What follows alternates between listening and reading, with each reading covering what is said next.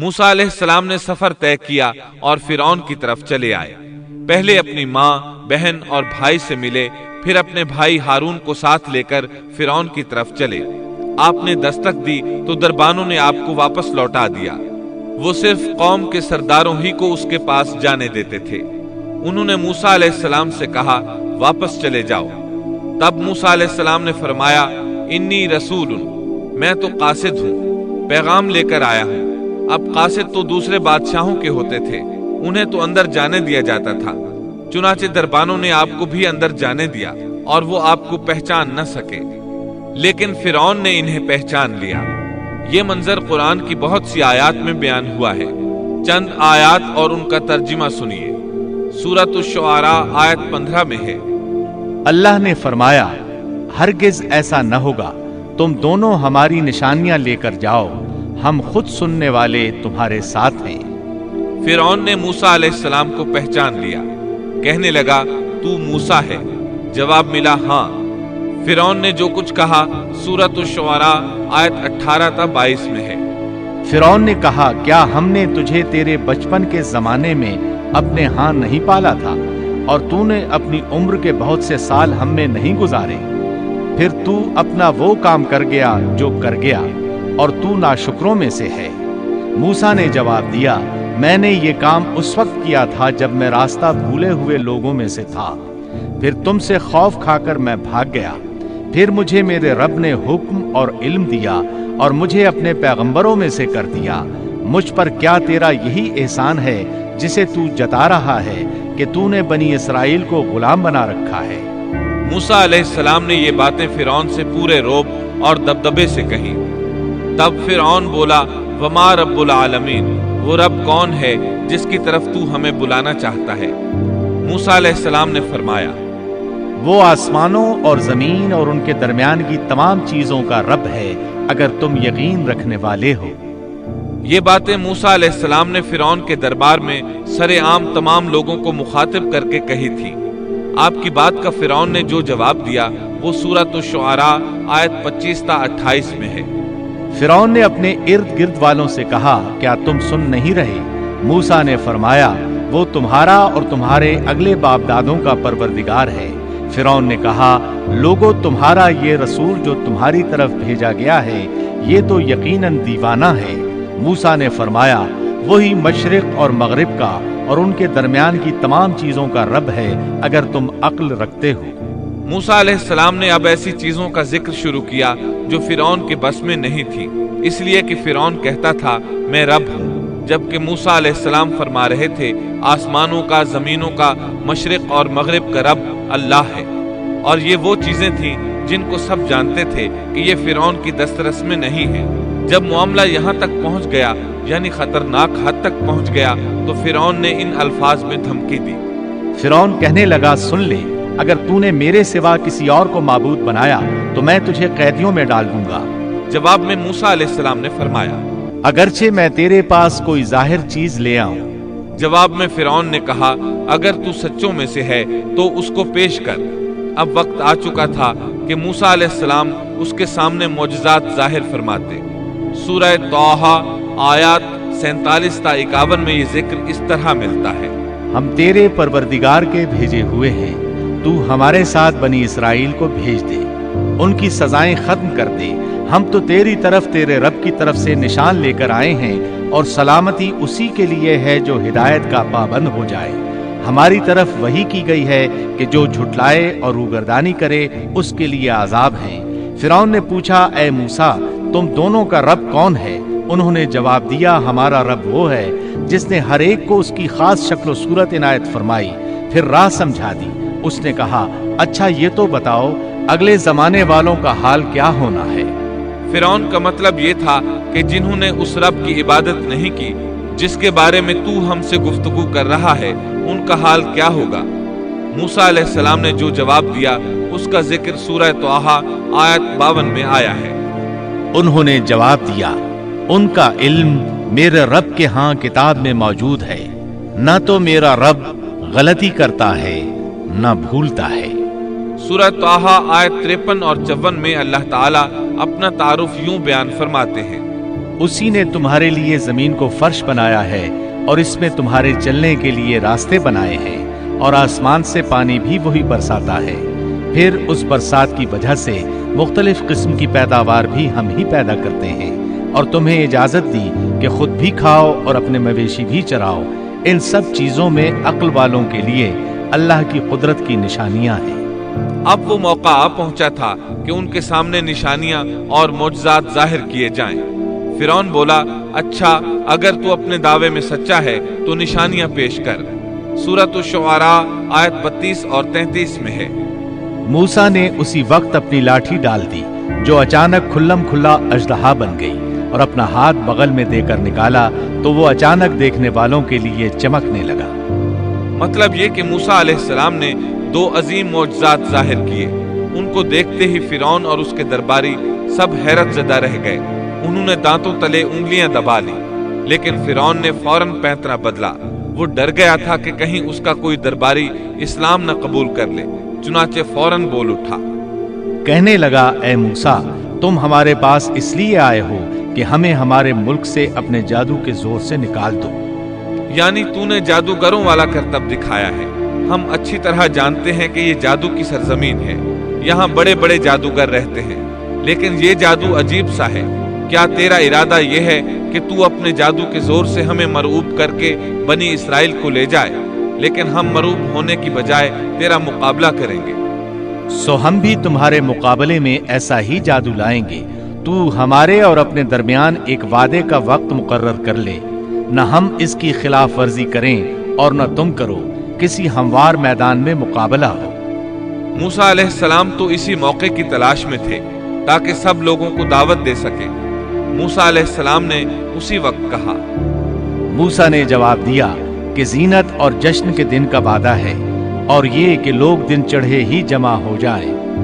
مطلب یہ تھا کہ چاشت کے وقت لوگوں کو جمع ہونے کے لیے کہا جائے۔ فرعون نے 40 جادوگر بلائے، اپنی مرضی سے ان کا انتخاب کیا۔ وہ سب کے سب نوجوان تھے۔ انہوں نے بڑے بڑے جادوگروں سے بچپن ہی سے جادو کا فن سیکھنا شروع کر دیا تھا۔ اپنے بچپن سے لے کر جوانی تک وہ جادو ہی سیکھتے رہے تھے۔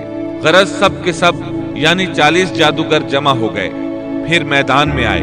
موسیٰ علیہ السلام نے انہیں جن الفاظ میں ڈرایا وہ سورہ طٰہٰ آیت 61 میں آئے ہیں۔ موسیٰ نے ان سے کہا، تمہاری شامت آ چکی ہے، اللہ تعالیٰ پر جھوٹ اور افتراء نہ باندھو، کہیں اللہ تمہیں کسی قسم کی سزا سے نیست و نابود نہ کر دے، اور جو جھوٹ باندھتا ہے وہ بالآخر ناکام ہی رہتا ہے۔ جادوگروں نے یہ سن کر چہمے گوئیاں شروع کر دی۔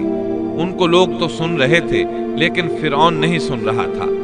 سورہ طٰہٰ آیت 62 میں ہے۔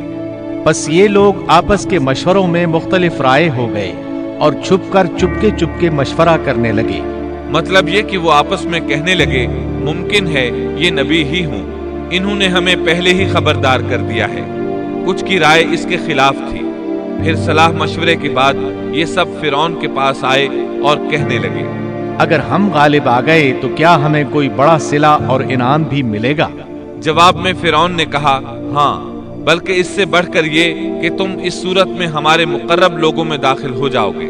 اب ان میں لالچ پیدا ہوا، لوگوں میں اعلان کرنے لگے، کہنے لگے، بے شک یہ دونوں محض جادوگر ہیں، ان کا پختہ ارادہ ہے کہ یہ اپنے جادو کے زور سے تمہیں تمہاری سرزمین سے نکال باہر کریں اور تمہارے عمدہ مذہبی طریقے کو ختم ہی کر دیں۔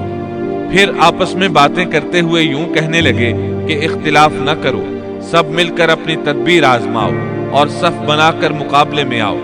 چنانچہ 40 کے 40 جادوگر ایک ہی صف بنا کر فخر اور غرور سے چلتے ہوئے موسیٰ علیہ السلام کی طرف بڑھنے لگے۔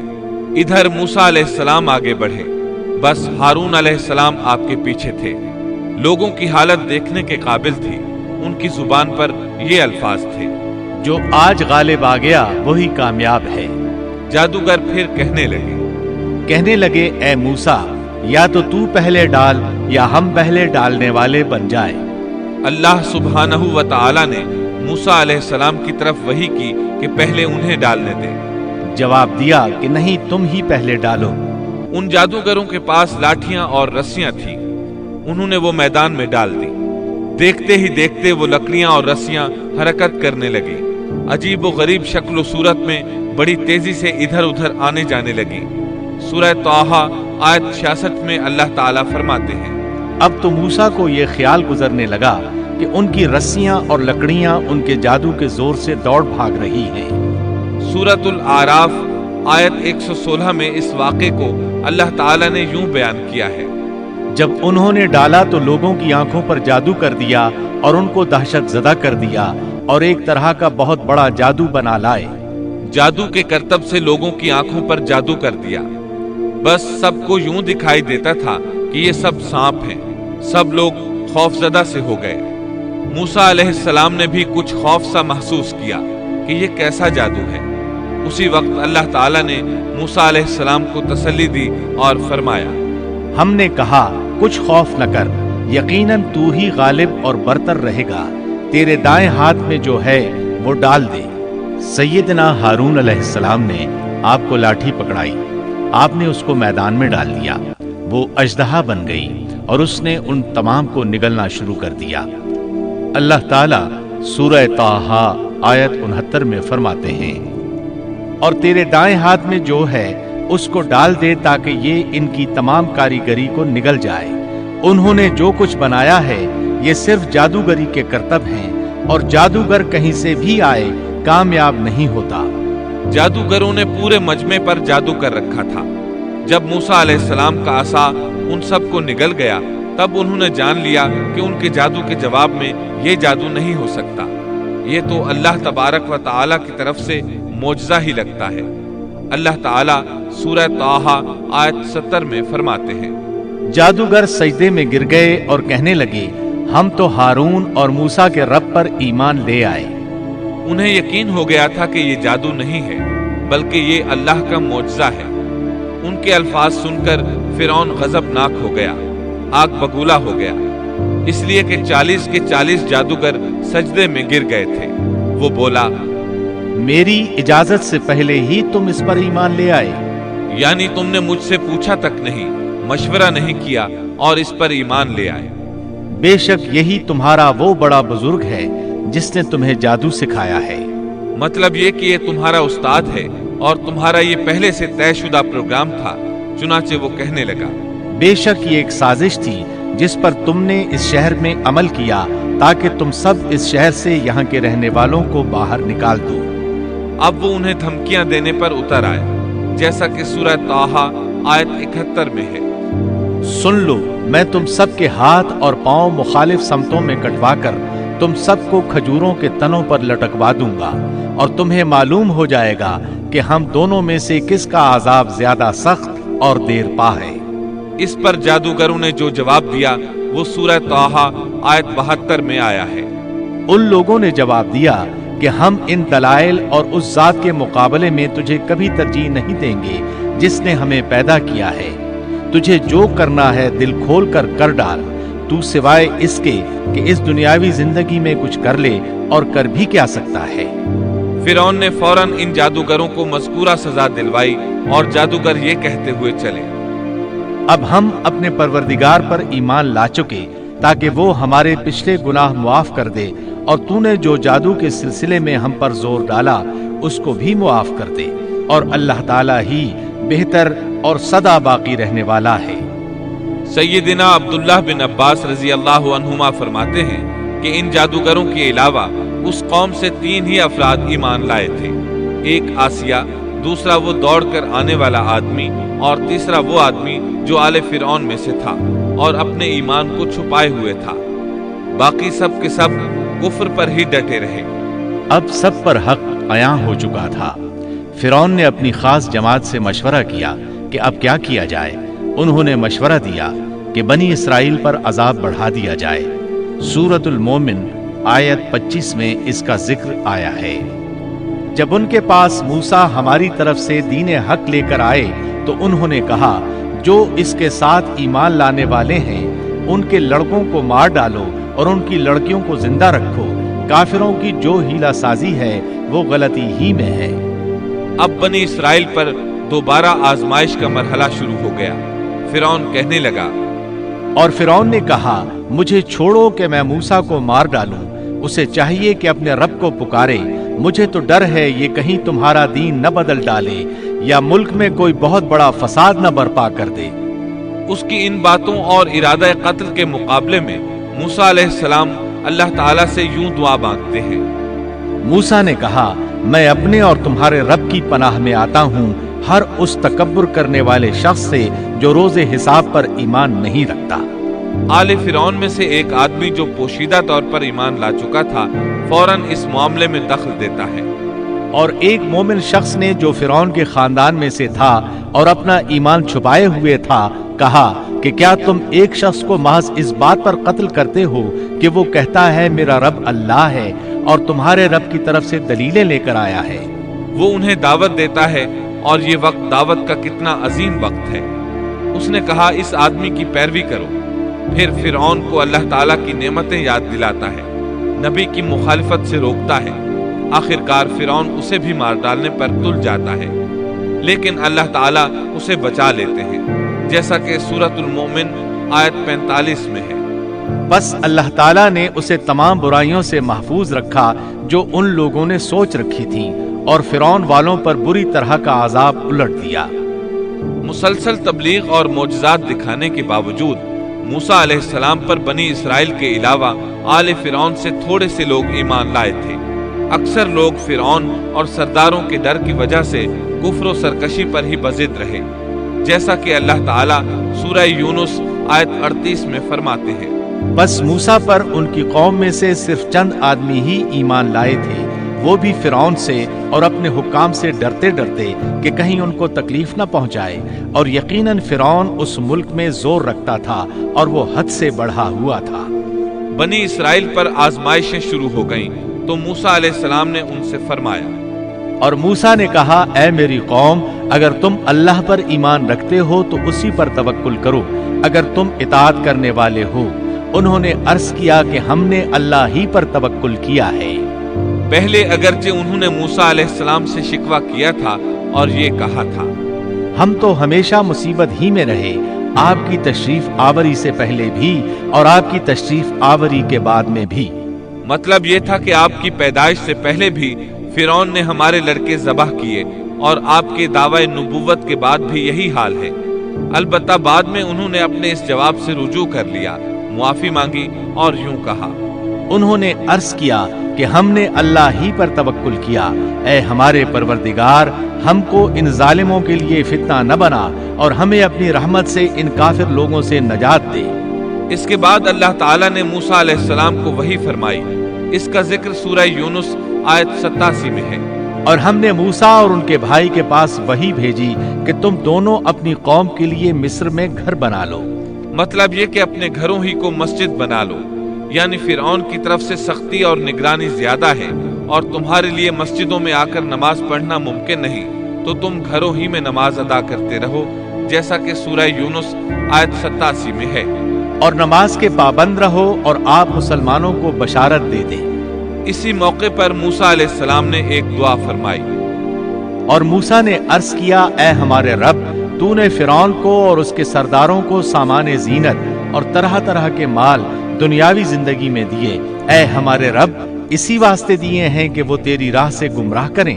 ऐ हमारे रब, इनके मालों को नेस्तो नाबूद कर दे और इनके दिलों को सख्त कर दे, सो ये ईमान न लाने पाएं, यहाँ तक कि दर्दनाक अजाब को देख लें। मुअर्रिखीन कहते हैं, फिरौन की कौम के बड़े बड़े सरदारों के माल, हत्ता कि उनके खाने की चीजें पत्थर और मिट्टी के ढीले बन गए, यहाँ तक कि अंडे और दाल भी। और ये इस बात का नतीजा था कि अल्लाह ताला ने मूसा और हारून अलैहिस्सलाम की दुआ को कबूल फरमा लिया है, जैसा कि अल्लाह ताला सूरह यूनुस आयत 89 में फरमाते हैं।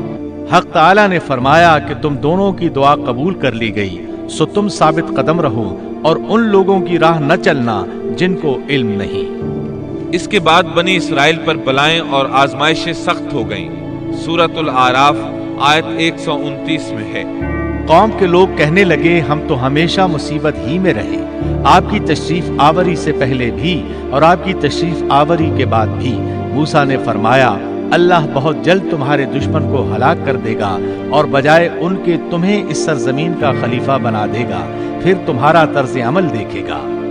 یعنی بہت جلد اللہ تعالیٰ تمہیں زمین میں حاکم بنائے گا، وہ تمہیں دیکھے گا کہ تم کیسے عمل سر انجام دیتے ہو۔ اب جو ہی بنی اسرائیل پر مصیبتوں کا دور شروع ہوا، اللہ تعالیٰ نے مصریوں پر بھی ابتلا اور آزمائش کا دور شروع کر دیا۔ چنانچہ فرعون اور مصریوں پر لگاتار ہلاکتیں آنا شروع ہو گئیں۔ اللہ تعالیٰ سورۃ الاعراف آیت 130 میں فرماتے ہیں، اور ہم نے فرعون والوں کو قحط سالی اور پھلوں کی کمی میں مبتلا کر دیا۔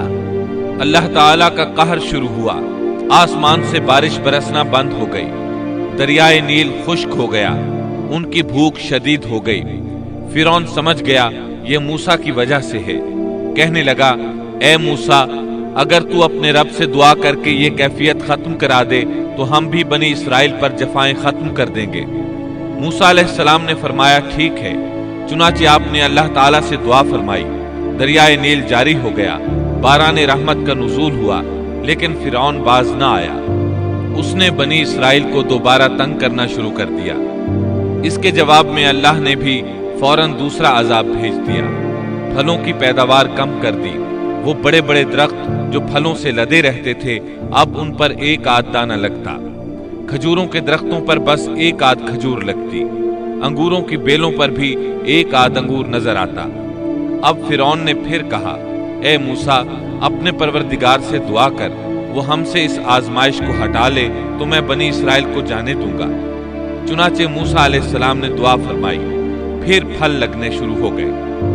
مصر میں خیر و برکت کا دورہ شروع ہو گیا، لیکن فرعون نے بنی اسرائیل کو پھر بھی نہ چھوڑا، الٹا انہیں منحوس قرار دیا اور کہا کہ ہماری تکالیف و مصائب کے صرف تم ذمہ دار ہو۔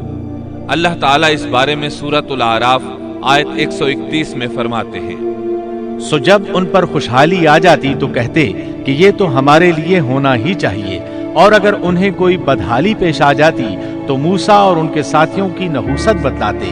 یاد رکھو کہ ان کی نحوست اللہ کے پاس ہے، لیکن ان کے اکثر لوگ نہیں جانتے۔ مطلب یہ کہ یہ سب کچھ تو تمہارے کفر کی وجہ سے ہے۔ اس کے بعد مزید نشانیاں ظاہر ہونے لگی۔ اللہ سبحانہ و تعالی سورۃ الاعراف آیت 133 میں فرماتے ہیں، پھر ہم نے ان پر طوفان بھیجا اور ٹڈیاں اور جوئیں اور مینڈک اور خون کہ یہ سب کھلے کھلے معجزے تھے۔ یہ کل 9 معجزے تھے۔ ان میں سے پہلا معجزہ لاٹھی کا اژدہا بن جانا، دوسرا معجزہ ہاتھ کا روشن ہو جانا، تیسرا معجزہ قحط سالی، چوتھا معجزہ پھلوں میں کمی، اور باقی 5 معجزات کا ذکر اسی آیت مبارکہ میں آیا ہے۔ طوفان، ٹڈیاں، جوئیں، مینڈک اور خون۔ ان 5 میں سے پہلا معجزہ ہے طوفان۔ دریائے نیل میں ایسی طغیانی آئی کہ پانی مصر میں داخل ہو گیا، بنی اسرائیل کے گھروں کے سوا سب کچھ غرق ہونے لگا۔ سیلابی ریلا کسی اسرائیلی کے گھر کے قریب آتا تو رک جاتا، کسی مصری کے گھر کے قریب آتا تو اس میں داخل ہو جاتا۔ وہ اپنی آنکھوں سے اپنی ہلاکتوں اور غرقابی کو دیکھ رہے تھے۔ آخر موسیٰ علیہ السلام سے فریادیں کرنے لگے، اے موسیٰ، اس بلا کو بھی رکوا دو، اپنے پروردگار سے دعا کرو، یہ بلا روک دے۔ چنانچہ آپ نے دعا فرمائی، یہ عذاب ختم ہو گیا۔ فرعون اور مصری بہت خوش ہوئے۔ اس کے بعد ٹڈیوں کا معجزہ شروع ہوا۔ مصریوں کے کھیتوں میں ٹڈی دل فوج آتی، ان کو چٹ کر جاتی، لیکن بنی اسرائیل کے کھیتوں کو کچھ نہ کہتی۔ پھر اسی طرح دعا کرنے سے یہ بلا ختم ہوئی۔ پھر گھن کا کیڑا شروع ہوا۔ گھن کا کیڑا یعنی سرسری یا سر کے بالوں سے نکلنے والی جوئیں۔ مشہور بات یہی ہے کہ وہ جوئیں تھی، وہ ان کے سروں سے نکلتی تھی۔ ان کے جسموں میں جوؤں کی بھرمار ہونے لگی۔ جو ہی کوئی مصری کسی کے قریب ہوتا اس پر جوئیں گرنے لگتی۔ کوئی سونے کے ارادے سے اپنے بستر کے قریب آتا تو اس پر جوئیں ہی جوئیں ہوتی۔ ان پر یہ آزمائش بھی بہت شدید ہو گئی، لیکن بنی اسرائیل اس سے محفوظ رہے۔ اس کے بعد مینڈک والا معجزہ شروع ہوا۔ مصریوں کو مینڈک ہی مینڈک نظر آنے لگے، لیکن بنی اسرائیل کے گھروں میں کچھ بھی نہ تھا۔ مصری اپنا کوئی برتن کھولتا تو اس میں مینڈک نظر آتا، کوئی اپنے بستر پر آتا تو اس پر مینڈک ہوتا، کھانا کھانے کے لیے بیٹھتا اور لقمہ منہ میں رکھتا تو وہ مینڈک بن جاتا۔ اللہ تعالیٰ نے ان لوگوں کو عجیب طرح سے آزمائش میں مبتلا کیا۔ اس کے علاوہ خون کا معجزہ، یہ 5واں معجزہ تھا۔ اس کے سامنے فرعون بے بس ہو گیا، ان کا پانی خون میں تبدیل ہونے لگا۔ کوئی مصری دریائے نیل سے چلو میں پانی لیتا تو وہ پانی خون بن جاتا، لیکن کوئی اسرائیلی پانی لیتا تو وہ پانی ہی رہتا۔ مصری کسی کنویں سے پانی نکالتے تو وہ خون بن جاتا، اسی کنویں سے اسرائیلی پانی لیتے تو پانی ہی رہتا۔ اللہ تعالیٰ نے ان سے پانی کو روک لیا، پھر مصری پانی حاصل کرنے کے لیے بنی اسرائیل کے پاس آنے لگے، وہ ان سے پانی مانگتے۔ جب بنی اسرائیل ان کے لیے پانی ڈالتے تو وہ فوراً خون میں تبدیل ہو جاتا، اسی پانی کو بنی اسرائیل پیتے تو پانی ہی رہتا۔ سب لوگوں نے یہ معجزات اپنی آنکھوں سے دیکھ لیے، لیکن پھر بھی موسیٰ علیہ السلام پر ایمان نہ لائے اور غرور و تکبر پر اڑے رہے، جیسا کہ اللہ تعالیٰ سورۃ الاعراف آیت 133 میں فرماتے ہیں، سو وہ تکبر کرتے رہے اور وہ لوگ تھے ہی جرائم پیشہ۔ 9 عدد معجزات دیکھ لینے کے بعد بھی وہ ایمان نہ لائے، حق کو جھٹلاتے ہی رہے۔ سب سے سخت ترین عذاب خون کا عذاب تھا۔ معاملہ جب یہاں تک پہنچا تو سب جمع ہو کر موسیٰ علیہ السلام کے پاس آئے اور یوں گویا ہوئے، کہنے لگے، اے موسیٰ، ہمارے لیے اپنے رب سے اس بات کی دعا کر دیجئے جس کا اس نے آپ سے عہد کر رکھا ہے۔ اگر آپ اس عذاب کو ہم سے ہٹا دیں تو ہم ضرور آپ پر ایمان لے آئیں گے، اور ہم بنی اسرائیل کو بھی رہا کر کے آپ کے ہمراہ کر دیں گے۔ پھر جب ان سے اس عذاب کو ایک خاص وقت تک کے لیے، جس تک بہرحال ان کو پہنچنا تھا، ہٹا دیتے تو وہ فوراً ہی عہد شکنی کرنے لگتے۔ آخر کار موسیٰ علیہ السلام کو اللہ کا حکم ہوا کہ راتوں رات تو میرے بندوں کو لے کر نکل جا۔ دوسری جگہ یوں ارشاد ہوتا ہے، ہم نے موسیٰ کی طرف وحی نازل فرمائی کہ راتوں رات میرے بندوں کو لے چل۔ چنانچہ سب بنی اسرائیل رات کی تاریکی میں نکلے، وہ دروازوں پر کوئی خاص نشان چھوڑ کر چلنے لگے۔ رات کی تاریکی میں نکلنے کا حکم اس لیے دیا گیا تاکہ فرعون ان کے بارے میں کوئی فیصلہ نہ کر سکے۔ انہوں نے صبح ہونے کا انتظار نہ کیا۔ ان کی تعداد 6 لاکھ کے قریب تھی۔ یہ سب لوگ اپنے مال مویشی اور ضروری سامان ساتھ لے کر چلے۔ فلسطین کی طرف 6 لاکھ افراد کی یہ عظیم ہجرت تھی۔ فرعون کو صبح سویرے پتہ چلا تو سوچ میں ڈوب گیا کہ اب ہماری خدمت کون کرے گا، ہماری غلامی کون کرے گا۔ اس کی حالت پاگلوں جیسی ہو گئی۔ آخر اس نے بنی اسرائیل کے تعاقب کا حکم دیا۔ اللہ تعالیٰ اس موقع پر سورۃ الشعراء آیات 57 تا 60 میں فرماتے ہیں، آخر کار ہم نے انہیں باغات سے اور چشموں سے اور خزانوں سے اور اچھے اچھے مقامات سے نکال باہر کیا۔ اسی طرح ہوا، اور ہم نے ان تمام چیزوں کا وارث بنی اسرائیل کو بنا دیا۔ بس فرعون کے لوگ سورج نکلتے ہی ان کے تعاقب میں نکلے، یعنی فرعون طلوع آفتاب کے وقت ہی ان کے تعاقب میں لشکروں کی تیاری کے ساتھ نکل کھڑا ہوا۔ موسیٰ علیہ السلام بنی اسرائیل کو لیے بحر احمر کے ایک کنارے پہنچے۔ بحر قلزم بحر احمر ہی کا ایک کنارہ ہے۔ انہوں نے پیچھے مڑ کر دیکھا، کیا دیکھتے ہیں کہ فرعون اپنے لاؤ لشکر کے ساتھ بھاگا آ رہا ہے۔ بنی اسرائیل گھبرا گئے کہ اب کیا ہوگا۔ سامنے ٹھاٹھے مارتا سمندر اور پیچھے فرعون اور اس کا لشکر۔ اللہ تعالیٰ اس موقع پر سورۃ الشعراء آیت 63 میں فرماتے ہیں، ہم نے موسیٰ کی طرف وہی بھیجی کہ دریا پر اپنا عصا مارو، بس اسی وقت دریا پھٹ گیا اور پانی کا ہر ایک حصہ بڑے پہاڑ کی طرح کھڑا ہو گیا۔ سمندر لاٹھی لگنے سے ایسا پھٹا کہ پانی کے 2 بڑے بڑے پہاڑ بن گئے، یعنی سمندر کے اندر خشک راستے بن گئے اور اطراف میں پانی کے پہاڑ کھڑے ہو گئے۔ اللہ تعالیٰ نے بھی فرما دیا، سورۃ طٰہٰ آیت 77 میں ہے کہ تو راتوں رات میرے بندوں کو لے چل اور ان کے لیے سمندر میں خشک راستہ بنا لے، پھر نہ تجھے کسی کے آ پکڑنے کا خطرہ ہوگا نہ ڈر۔ یہ سب کے سب ان راستوں سے پار چلے گئے۔ اب جو ہی فرعون وہاں پہنچا، پہلے تو ڈرا، سہما کہ یہ کیا ہوا۔ وہ بھی اور اس کے سب ساتھی بھی اس سوچ میں ہیں کہ کیا کریں، خوف زدہ تھے۔ ایسے میں فرعون کو خیال آیا کہ اگر موسیٰ اور بنی اسرائیل یہاں سے صحیح سلامت گزر گئے ہیں تو ہم کیوں نہیں گزر سکتے۔ اس کے ساتھ ہی اس نے اپنے گھوڑے کو سمندر میں داخل کر دیا۔ اس کے پیچھے اس کے سب ساتھی بھی داخل ہو گئے۔ ادھر بنی اسرائیل کا آخری آدمی سمندر سے نکل رہا تھا، دوسری طرف فرعون کا آخری آدمی سمندر میں داخل ہو رہا تھا۔ اللہ تعالیٰ سورہ طٰہٰ میں فرماتے ہیں، فرعون نے اپنے لشکروں سمیت ان کا تعاقب کیا، پھر تو سمندر ان سب پر چھا گیا جیسا کہ چھا جانے والا تھا۔ فرعون نے اپنی قوم کو گمراہی میں ڈال دیا اور سیدھا راستہ نہ دکھلایا۔ اللہ تعالیٰ فرعون کی موت کا منظر یوں بیان کرتے ہیں، اور ہم نے بنی اسرائیل کو دریا سے پار کر دیا، پھر ان کے پیچھے پیچھے فرعون اپنے لشکر کے ساتھ ظلم اور زیادتی کے ارادے سے چلا، یہاں تک کہ جب ڈوبنے لگا تو کہنے لگا کہ میں اس ذات پر ایمان لاتا ہوں کہ جس پر بنی اسرائیل ایمان لائے ہیں، اس کے سوا کوئی معبود نہیں اور میں مسلمانوں میں سے ہوں۔ لیکن جب موت کے مرحلے شروع ہوتے ہیں تو توبہ قبول نہیں ہوتی۔ اس نے جب یہ کہا کہ میں ایمان لاتا ہوں تو اللہ تعالیٰ نے جواب میں فرمایا، جواب دیا گیا کہ اب ایمان لاتا ہے اور پہلے سرکشی کرتا رہا اور مفسدوں میں داخل رہا، سو آج ہم تیری نعش کو نجات دیں گے تاکہ تو ان لوگوں کے لیے باعث عبرت ہو جو تیرے بعد ہیں، اور حقیقت یہ ہے کہ بہت سے لوگ ہماری نشانیوں سے غافل ہیں۔ مطلب یہ تھا کہ ہم تیرے بدن کو زمانہ گزرنے کے باوجود باقی رکھیں گے تاکہ تو لوگوں کے لیے عبرت کا سبب بنا رہے۔ اللہ تعالیٰ نے اس کے بدن کو باقی رکھا تاکہ لوگ عبرت پکڑتے رہیں اور وہ بعد والوں کے لیے نشانی بنا رہے۔ یہ اللہ تعالیٰ کی طرف سے اعلان ہے، لیکن لوگوں کی اکثریت اللہ تعالیٰ کی آیات سے غافل ہے۔ فرعون کی لاش آج بھی اہرام مصر یعنی مصر کے عجائب گھر میں موجود ہے۔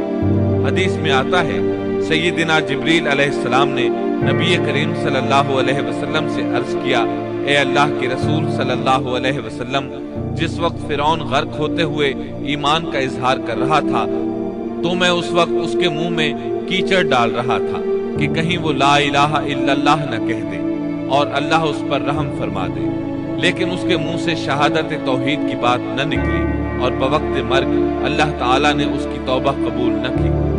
بنی اسرائیل اس کے ظلم سے نجات پا کر سمندر پار چلے گئے۔ ابھی تھوڑی ہی دور گئے ہوں گے کہ ان کا گزر ایک ایسی قوم کے پاس سے ہوا جو اپنے بتوں کی پوجا کر رہی تھی۔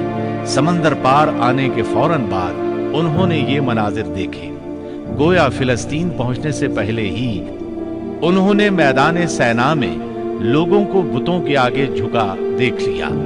اللہ تعالیٰ سورۃ الاعراف آیات 138 تا 140 میں فرماتے ہیں، اور ہم نے بنی اسرائیل کو دریا سے پار اتار دیا، بس ان لوگوں کا ایک قوم پر گزر ہوا جو اپنے چند بتوں کی عبادت میں لگے ہوئے تھے۔ کہنے لگے، اے موسیٰ، ہمارے لیے بھی ایک ایسا ہی معبود مقرر کر دیجئے جیسے ان کے یہ معبود ہیں۔ آپ نے فرمایا، واقعی تم لوگوں میں بڑی جہالت ہے، یہ لوگ جس کام میں لگے ہوئے ہیں یہ تباہ کیا جائے گا اور ان کا یہ کام محض بے بنیاد ہے۔ فرمایا، کیا اللہ تعالیٰ کے سوا کسی اور کو تمہارے لیے معبود تلاش کروں، حالانکہ اس نے تمہیں تمام جہان والوں پر فوقیت دی ہے۔ قرآن کی آیات اس پر دلالت کرتی ہیں کہ سمندر پار سے آتے ہی وہ فوراً ایک قوم کے پاس آئے اور موسیٰ علیہ السلام سے مطالبہ کرنے لگے۔ غور فرمائیں کس طرح کفر کے مرتکب ہو رہے ہیں۔ فرعون اور اس کی قوم سے نجات پا لینے کے بعد اللہ رب العزت کی طرف سے موسیٰ علیہ السلام پر احکامات نازل ہوئے۔ پہلا حکم یہ ملا کہ اپنی قوم کے ہمراہ کوہ طور پر پھر تشریف لے چلے۔ اللہ تعالیٰ نے آپ کو وعدہ دیا کہ وہاں ہم آپ کو تورات عطا کریں گے تاکہ آپ کے لیے اور آپ کی قوم کے لیے شریعت مقرر ہو جائے۔ اللہ تعالیٰ سورۃ الاعراف آیت 142 میں فرماتے ہیں، اور ہم نے موسیٰ سے 30 راتوں کا وعدہ کیا۔ اللہ تعالیٰ نے موسیٰ علیہ السلام سے وعدہ کیا کہ جبل طور پر آئیں، وہاں 30 راتیں گزاریں، یعنی مکمل 1 مہینہ قیام کریں تاکہ ان دنوں میں تورات حاصل کر سکیں۔ موسیٰ علیہ السلام اپنی قوم کو لے کر روانہ ہوئے۔ آپ تیز چلتے ہوئے اپنی قوم سے پہلے کوہ طور پر جا پہنچے تاکہ اللہ تعالیٰ کو خوش کر سکیں اور کتاب الہی تورات حاصل کر سکیں۔ بنی اسرائیل اس وقت لاکھوں کی تعداد میں تھے۔ ظاہر ہے اتنے بڑے ہجوم اور لشکر کا تیزی سے حرکت کرنا ممکن نہیں تھا۔ اس پر اللہ تعالیٰ نے فرمایا، اے موسیٰ، تجھے اپنی قوم سے غافل کر کے کون سی چیز جلدی لے آئی؟ کہا کہ وہ لوگ بھی میرے پیچھے ہی آ رہے ہیں، اور اے میرے پروردگار، میں نے تیری طرف اس لیے جلدی کی کہ تو راضی ہو جائے۔ کوہ طور پر یہ موسیٰ علیہ السلام کی دوسری آمد تھی۔ دوسری بار بھی انہیں اسی بابرکت درخت کے پاس اللہ پاک سے ہم کلام ہونے کا شرف حاصل ہو رہا تھا۔ موسیٰ علیہ السلام کی رسالت کے مقاصد کا پہلا مرحلہ پورا ہو چکا تھا۔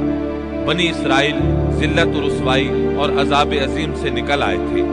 اب وہ آزاد فضا میں سانس لینے کے قابل تھے، لیکن ان کے دلوں میں شرک و بت پرستی کے پرانے اثرات باقی تھے۔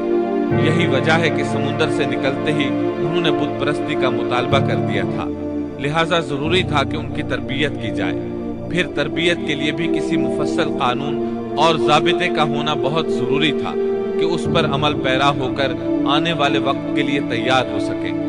تو اللہ تعالیٰ نے عظیم رسول موسیٰ علیہ السلام کے ساتھ یہی وعدہ کیا تھا کہ وہ طور پہاڑ پر آ کر اللہ کی نگرانی میں براہ راست احکام الہی کو حاصل کرنے کی کما حق ہو تیاری کر سکیں۔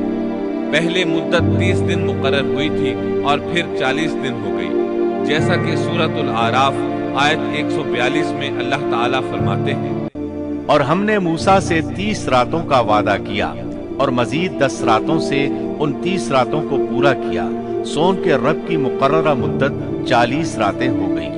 موسیٰ علیہ السلام اپنی قوم سے رخصت ہوتے وقت اپنے بھائی ہارون علیہ السلام کو اپنا خلیفہ بنا گئے تھے، جیسا کہ اللہ تعالیٰ سورۃ الاعراف آیت 142 میں فرماتے ہیں، اور موسیٰ نے اپنے بھائی ہارون سے کہا، تم میری قوم میں میری جانشینی کرنا اور ان کی اصلاح کرتے رہنا اور فساد کرنے والوں کی راہ پر مت چلنا۔ موسیٰ علیہ السلام اپنی قوم کو چھوڑ کر چلے گئے۔ انتظامی معاملات کے لیے ان میں ایک حاکم بھی مقرر کر گئے، یعنی اپنے بھائی ہارون کو، جو اللہ کے نبی تھے۔ ان 40 ایام میں موسیٰ علیہ السلام اپنے پروردگار سے براہ راست کلام کرتے رہے، یعنی درمیان میں وحی کا واسطہ بھی نہیں تھا۔ اللہ تعالیٰ بھی ان سے بغیر کسی واسطے کے کلام کرتے رہے۔ اسی وجہ سے آپ کا لقب کلیم اللہ ہے، یعنی اللہ سے کلام کرنے والا۔ اللہ سبحانہ و تعالی سورۃ النساء آیت 164 میں فرماتے ہیں، اور موسیٰ سے اللہ تعالیٰ نے صاف طور پر کلام کیا۔ جب موسیٰ علیہ السلام مقررہ وقت پر وہاں پہنچے اور اللہ تعالیٰ نے ان سے کلام کیا تو عرض کرنے لگے کہ اے میرے پروردگار، مجھے اپنا دیدار کرا دیجئے، میں آپ کو ایک نظر دیکھ لوں۔ ارشاد ہوا، تم مجھے ہرگز نہیں دیکھ سکتے، کیونکہ دنیاوی آنکھ میں اتنی طاقت و ہمت نہیں کہ وہ باری تعالیٰ کو دیکھ سکے، جیسا کہ سورۃ الانعام آیت 103 میں ارشاد ربانی ہے، اس کا تو کسی کی نگاہ بھی احاطہ نہیں کر سکتی، اور وہ سب نگاہوں کو محیط ہو جاتا ہے، اور وہی بڑا باریک بین اور باخبر ہے۔ حدیث معراج میں بھی ہے کہ جب ابو ذر رضی اللہ عنہ نے رسول اللہ صلی اللہ علیہ وسلم سے پوچھا، ہل رأیت ربک، یعنی کیا آپ نے اپنے رب کو دیکھا بھی ہے، تو آپ نے فرمایا تھا، نور انا اراہ، یعنی وہ تو نور ہے، میں اسے کیسے دیکھ سکتا ہوں۔ اس حدیث مبارکہ سے بھی یہی ثابت ہوتا ہے کہ آپ نے اللہ کا دیدار نہیں کیا، جیسے اللہ تعالیٰ نے موسیٰ علیہ السلام سے فرما دیا تھا کہ تو مجھے نہیں دیکھ سکتا۔ ابو موسیٰ اشعری رضی اللہ عنہ سے مروی ایک روایت میں ہے کہ نبی اکرم صلی اللہ علیہ وسلم نے فرمایا، اس کا تو کسی کی نگاہ بھی احاطہ نہیں کر سکتی، اور وہ سب نگاہوں کو محیط ہو جاتا ہے، اور وہی بڑا باریک بین اور باخبر ہے۔ مطلب یہ کہ اللہ سبحانہ و تعالیٰ کا نور اور جلوہ برداشت کرنے کے لیے بہت طاقت کی ضرورت ہے، اور ہم اس سے محروم ہیں۔ کسی میں یہ طاقت نہیں کہ اس نور کو دیکھ سکے۔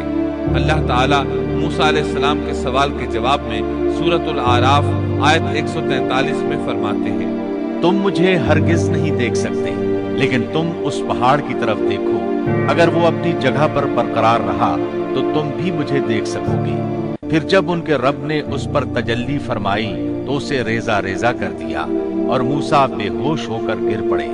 پھر جب ہوش میں آئے تو عرض کیا، بے شک آپ کی ذات پاک ہے، میں تیرے حضور توبہ کرتا ہوں، اور میں سب سے پہلا ایمان لانے والا ہوں۔ سیدنا عبداللہ بن عباس رضی اللہ عنہما بیان کرتے ہیں کہ اللہ تعالیٰ نے صرف اور صرف ہاتھ کی سب سے چھوٹی انگلی کے پورے کے برابر اپنا نور ظاہر فرمایا تھا۔ جس پہاڑ پر اللہ تعالیٰ نے تجلی فرمائی تھی وہ طور پہاڑ کے علاوہ کوئی اور پہاڑ تھا۔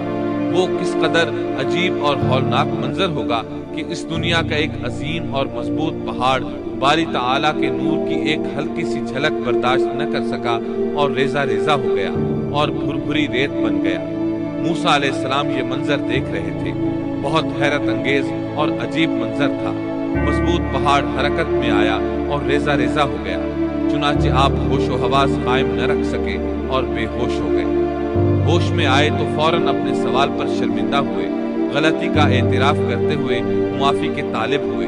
جواب میں اللہ تعالیٰ نے فرمایا، اللہ نے فرمایا، اے موسیٰ، میں نے پیغمبری اور اپنی ہم کلامی سے تمہیں تمام لوگوں پر امتیاز بخشا ہے، تو جو کچھ میں نے تمہیں عطا کیا ہے اس کو تھام لو اور شکر گزاروں میں سے ہو جاؤ۔ اللہ تعالیٰ نے موسیٰ علیہ السلام کو اپنے زمانے کے تمام لوگوں سے زیادہ مرتبہ عطا فرمایا۔ اس کے بعد اللہ تعالیٰ نے آپ کو تختیوں میں لکھی تورات عطا فرمائی۔ اللہ تعالیٰ سورۃ الاعراف آیت 145 میں فرماتے ہیں، اور ہم نے چند تختیوں پر ہر قسم کی نصیحت اور ہر چیز کی تفصیل ان کو لکھ کر دی، تم ان کو قوت کے ساتھ پکڑ لو اور اپنی قوم کو حکم کرو کہ ان کے اچھے اچھے احکام پر عمل کریں، ان قریب میں تم لوگوں کو ان فاسقوں کا گھر دکھلاؤں گا۔ یہ تختیاں کس چیز کی تھیں اس کے متعلق کوئی مرفوع بات ثابت نہیں، البتہ مفسرین کے مختلف اقوال ہیں۔ بعض کہتے ہیں یہ تختیاں جواہر کی تھیں اور بعض کہتے ہیں کہ یہ تختیاں پتھر کی تھیں۔ موسیٰ علیہ السلام نے 40 دنوں میں تورات کے اندر لکھے ہوئے اللہ کے احکامات اخذ کر لیے۔ ادھر موسیٰ علیہ السلام کا ان کی قوم انتظار کر رہی تھی۔ اس دوران وہ ایک آزمائش میں مبتلا ہو گئے۔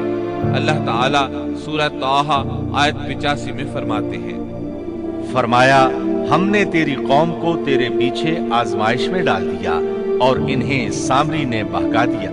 موسیٰ علیہ السلام کی غیر حاضری میں وہ ایک شخص کی پیروی کرتے ہوئے گمراہ ہو گئے اور ان کی گمراہی کا سبب بننے والا شخص سامری تھا۔ اللہ سے ملاقات کی مدت پوری کرنے کے بعد موسیٰ علیہ السلام نے وعظ و نصیحت سے بھرپور تختیاں اٹھا لی۔ ان میں اللہ کے احکامات بھی تھے اور بنی اسرائیل کی شریعت بھی درج تھی۔ اسی کو تورات کہا جاتا ہے۔ ان کو اٹھا کر موسیٰ علیہ السلام اپنی قوم کی طرف لوٹ آئے۔ اس موقع پر اللہ تعالیٰ سورہ طٰہٰ آیت 86 میں فرماتے ہیں، بس موسیٰ نہایت غضبناک ہو کر رنج کے ساتھ واپس لوٹے۔ قوم پر جب 30 دن گزر گئے اور حسب وعدہ موسیٰ علیہ السلام نہ لوٹے تو وہ غمگین رہنے لگے۔ ہارون علیہ السلام نے ان کو اکٹھا کیا اور فرمایا کہ اے بنی اسرائیل، جب تم مصر سے چلے تھے تو قبطیوں کے پیسے اور رقوم وغیرہ ہم میں سے بعض پر ادھار تھی، اسی طرح ان کی امانتیں بھی تمہارے پاس رہ گئی ہیں۔ اب ہم ان چیزوں کو انہیں واپس تو کر نہیں سکتے، لیکن میں یہ بھی نہیں چاہتا کہ وہ ہماری ملکیت میں رہیں، اس لیے تم ایک گہرا گڑھا کھودو اور جو مال و اسباب، زیورات اور سونا چاندی وغیرہ ان کا تمہارے پاس ہے اس میں ڈالو اور آگ لگا دو۔ چنانچہ اسی طرح کیا گیا۔ اس دوران ان کے ساتھ سامری نامی ایک شخص تھا۔ یہ تھا تو گائے کے پجاریوں میں سے، لیکن پڑوسی ہونے کے ناطے سے یہ بھی بنی اسرائیل میں شمار ہوتا تھا۔ اس نے جبریل علیہ السلام کے گھوڑے کو گزرتے ہوئے دیکھا اور اس کے قدموں کے نیچے سے مٹی اٹھا لی تھی۔ ہارون علیہ السلام نے اس سے کہا کہ تو اسے پھینک دے۔ یہ کہنے لگا، یہ تو وہ چیز ہے جس نے تمہیں دریا پار کروایا ہے، میں اسے اس شرط پر ڈالنے کے لیے تیار ہوں کہ آپ اللہ سے دعا کریں کہ اس سے وہ بن جائے جو میں چاہتا ہوں۔ ہارون علیہ السلام نے دعا کی تو قدرت الہی سے اس گڑھے میں جو تھا وہ ایسے بچڑے کی صورت اختیار کر گیا جو اندر سے کھوکھلا تھا۔ اس میں روح نہیں تھی، لیکن جب ہوا اس کے پیچھے سے داخل ہو کر منہ سے نکلتی تو ایک آواز پیدا ہو جاتی تھی۔ اللہ تعالیٰ سورہ طٰہٰ آیت 86 میں فرماتے ہیں، بس موسیٰ سخت ناراض ہو کر افسوسناک حالت میں واپس لوٹے اور کہنے لگے، اے میری قوم، کیا تم سے تمہارے پروردگار نے نیک وعدہ نہیں کیا تھا کیا اس وعدے کی مدت تمہیں لمبی معلوم ہوئی؟ بلکہ تمہارا ارادہ ہی یہ ہے کہ تم پر تمہارے پروردگار کا غضب نازل ہو، کیونکہ تم نے مجھ سے وعدہ خلافی کی ہے۔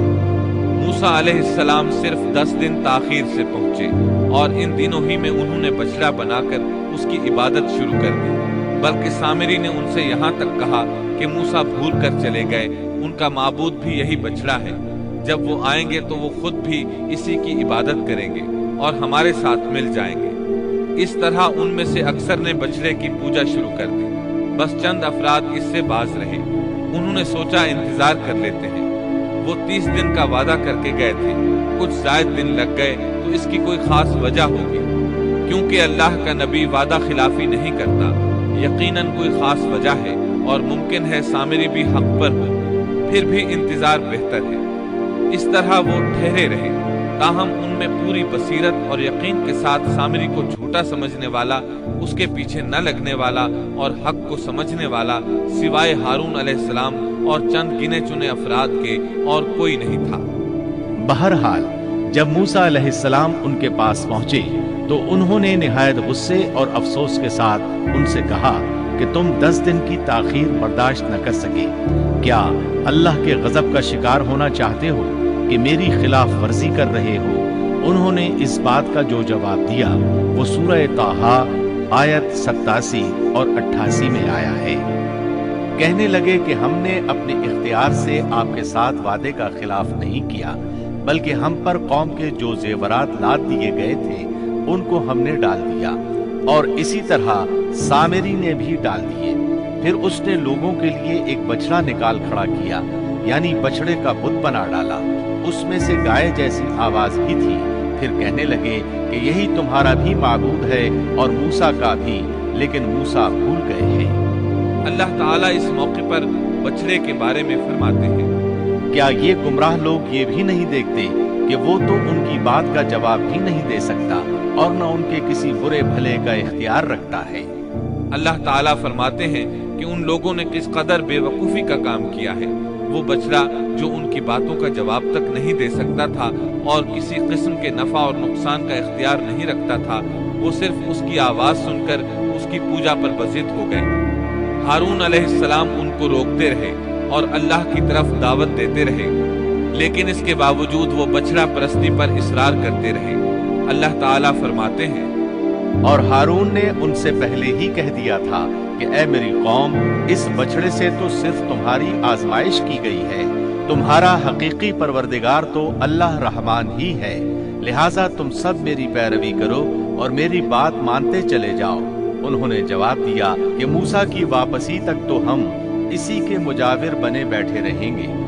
موسیٰ علیہ السلام نے یہ ماجرا دیکھا تو اپنے بھائی ہارون پر بگڑے، ان کے سر کے بالوں اور داڑھی کو پکڑ کر کھینچنے لگے۔ ان کی طبیعت میں سختی تھی، جبکہ ہارون علیہ السلام بہت نرم مزاج تھے۔ ہارون علیہ السلام ان سے بہت نرم برتاؤ کرتے تھے۔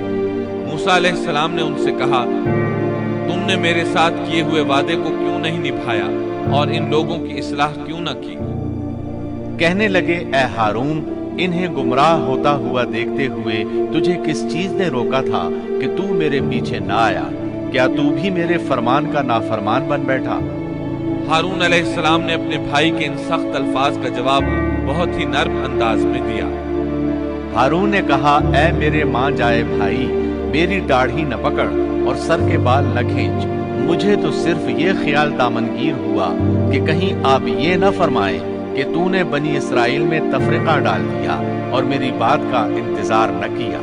ہارون علیہ السلام نے کہا، میں ڈر گیا اور ان میں ٹھہرا رہا اور ان سے کہتا رہا کہ جو شخص اللہ کے ساتھ ایمان اور موسیٰ علیہ السلام کی اتباع کا خواہش مند ہو وہ میری پیروی کرے۔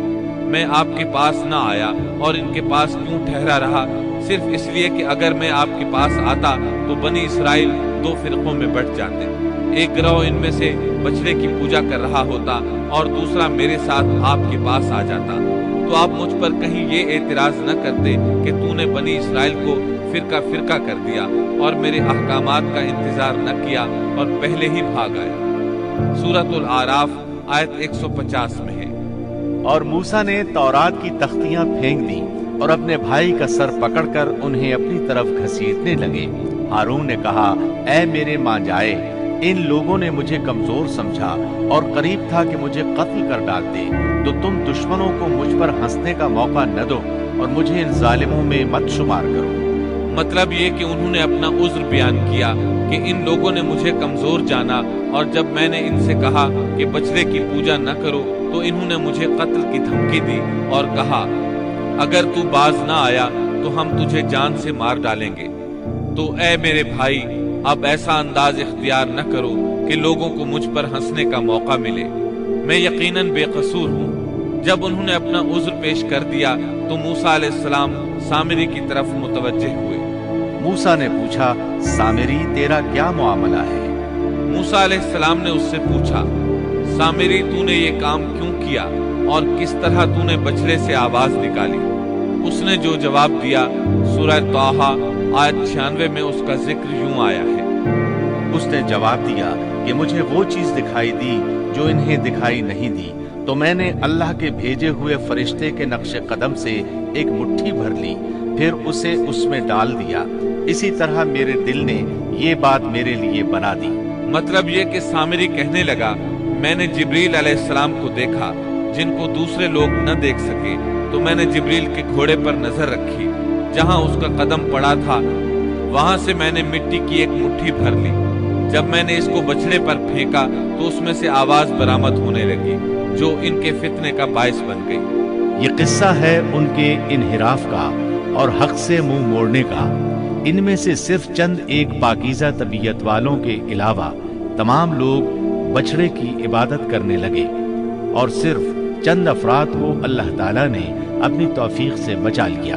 अंदाजा कीजिए उनके दिल कितने सख्त थे। अल्लाह ताला की कई एक निशानियां और मूसा अलैहिस्सलाम के मोजज़ात देखने के बावजूद बुरे किरदार को अपनाया। फिरौन पर नाजिल होने वाले अज़ाबात और मूसा अलैहिस्सलाम की सदाकत की 9 अजीम निशानियां भी देख चुके थे। फिर उन्होंने अपनी आंखों से देखा कि किस तरह उनके सामने देखते ही देखते समंदर फट गया और उनके लिए वहां गुजरगाहें बन गईं। लेकिन इन तमाम निशानियों के बाद अब फिर अल्लाह ताला के मुकाबले में बछड़े की पूजा करने लगे।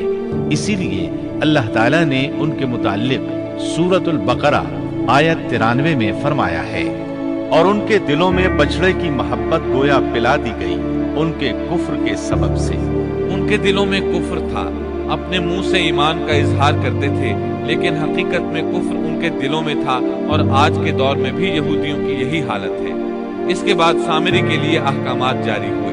सूरह ताहा आयत 97 में इरशाद बारी ताला है, मूसा ने कहा, अच्छा जा, दुनिया की जिंदगी में तेरी यही सजा है कि तू कहता रहे कि मुझे न छूना, और एक और भी वादा तेरे साथ है जो तुझसे हरगिज न टलेगा। और अब तू अपने उस माबूद को भी देख लेना जिसका तू एतिकाफ किए हुए था कि हम उसे जलाकर उसकी राख को कैसे दरिया में बिखेर देते हैं। मूसा अलैहिस्सलाम ने सामिरी से मुखातिब होकर कहा, दुनिया में तेरी सजा ये है कि उम्र भर तू यही कहता रहेगा कि मुझसे दूर रहो, मुझे न छूना।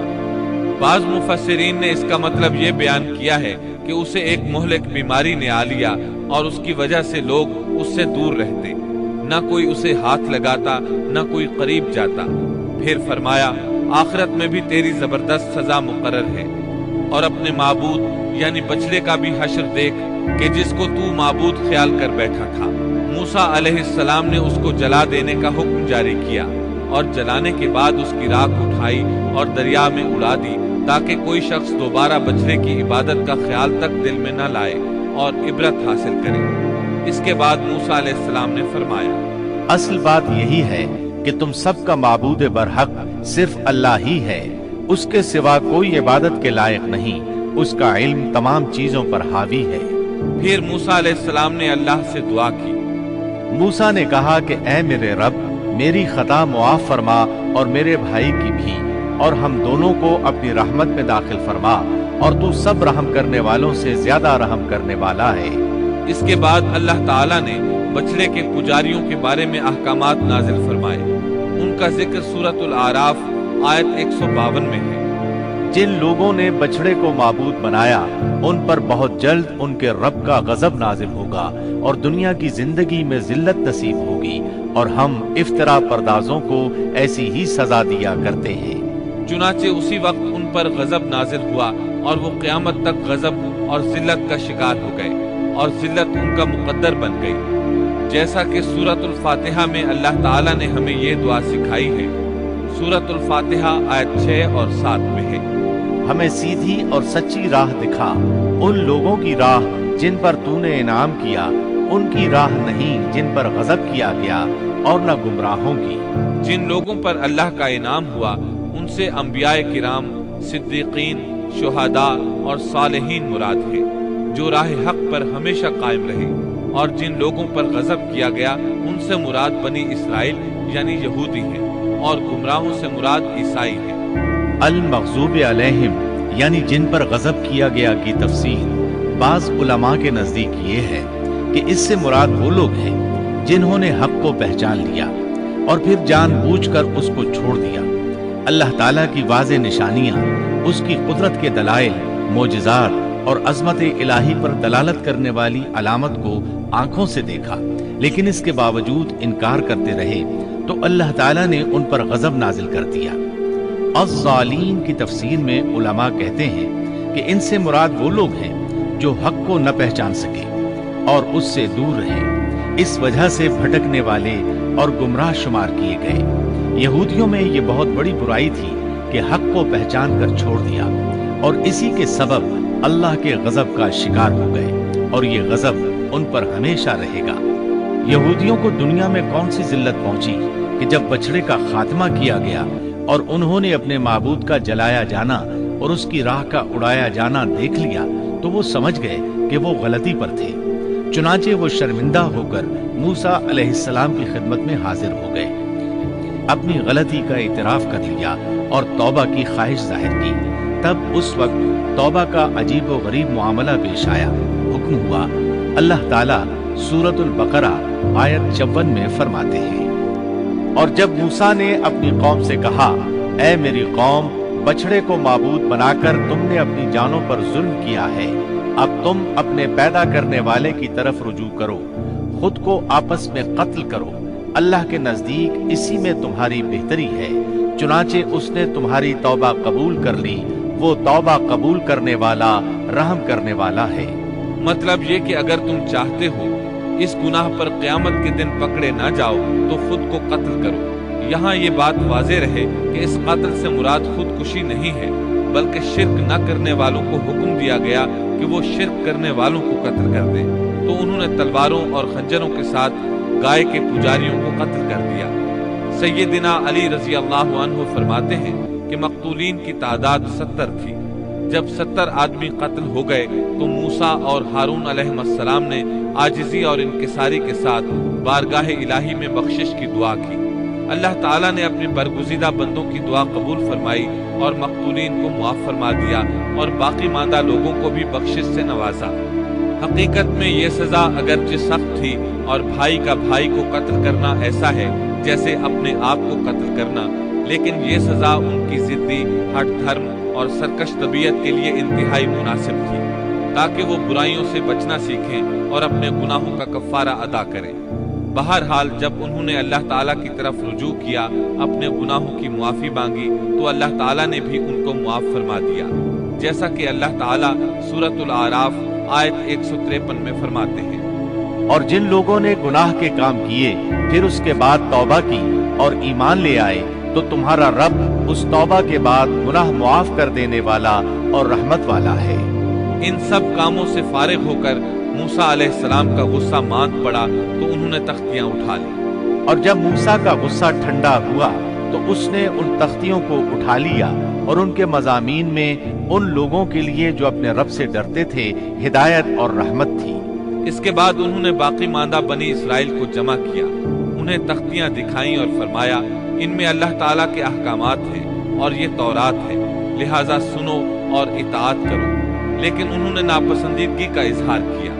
मूसा अलैहिस्सलाम ने उन्हें फिर ताकीद की और फरमाया, ان کو مضبوطی سے تھام لو، بغیر کسی تردد اور شک کے ان کو پکڑ لو تاکہ تمہیں دوبارہ عذاب نہ پہنچے۔ انہوں نے جواب دیا، نہیں، ہم ایسا نہیں کریں گے، البتہ ہم ان احکامات کی پہچان اور معرفت حاصل کر سکتے ہیں، لیکن ان پر عمل بالکل نہیں کریں گے۔ موسیٰ علیہ السلام نے انہیں بہت سمجھایا، لیکن وہ اپنی ضد پر اڑے رہے۔